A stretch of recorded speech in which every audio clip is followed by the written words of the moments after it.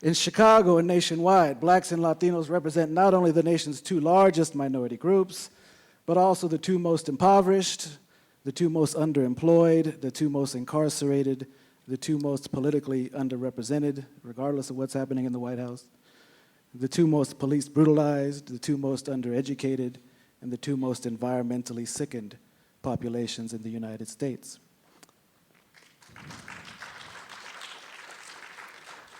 They also share space in working class neighborhoods, jobs, schools, and religious institutions in most large US cities. Despite a compelling logic for coalition, most of the scholarly and media coverage of Black-Latino relations suggests otherwise to us. Latinos are described as harboring profound anti-Black prejudices, some that they import from Latin America, and some that they appropriate in their desires to assimilate into white America. By comparison, blacks are commonly described as an already suffering community whose suffering is being exacerbated by a foreign invasion from Latin America. Latino growth is popularly perceived as something that might derail the Black civil rights movement just when it seems to be gaining a new surge of steam.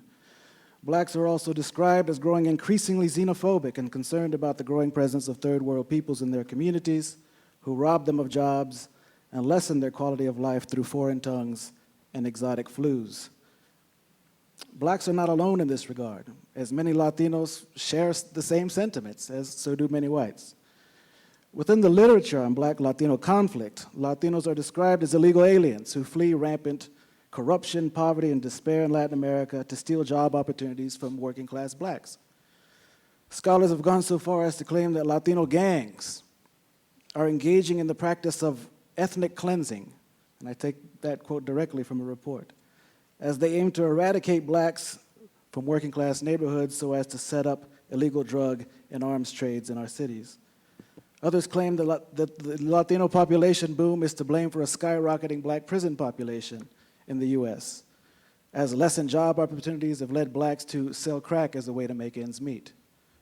And lastly, there have been a wave of reports of how Latinos will refuse to support black political candidates due to their inherent anti-black racism and vice versa with regards to black support for Latino candidates. The presidential election of 2008 proved otherwise. That wasn't true. Latinos also supported Jesse Jackson in 1988, despite the fact that it was then that many would predict that wouldn't happen either. The fact that Latinos are blamed for a skyrocketing black inmate population seems ridiculous when one considers how the Latino prison population is skyrocketing for the same reasons, and at the current pace will outnumber blacks. Most economic analyses demonstrate that immigration has had very little, if any, negative effect on black unemployment rates.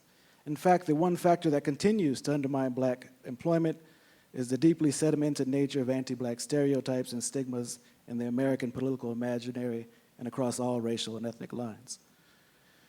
The hysteria surrounding Black-Latino gang conflicts seems to be the biggest mythology of them all. As we know quite well here in Chicago, gun violence is a tremendous tragedy in our inner city neighborhoods. But that gun violence almost exclusively involves black on black and Latino on Latino murder. There's only rare occasion that it doesn't fit that criterion.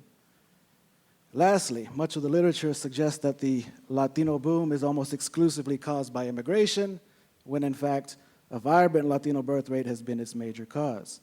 Most Latinos are not immigrants. And as the work of historians such as Ramon Gutierrez has demonstrated, Latino history surely did not begin in the 20th century. Instead, Latino roots in the US precede the US itself. And they became part of the US via acts of conquest and what is captured with the activist slogan of the 1960s, "We didn't cross the border crossed us."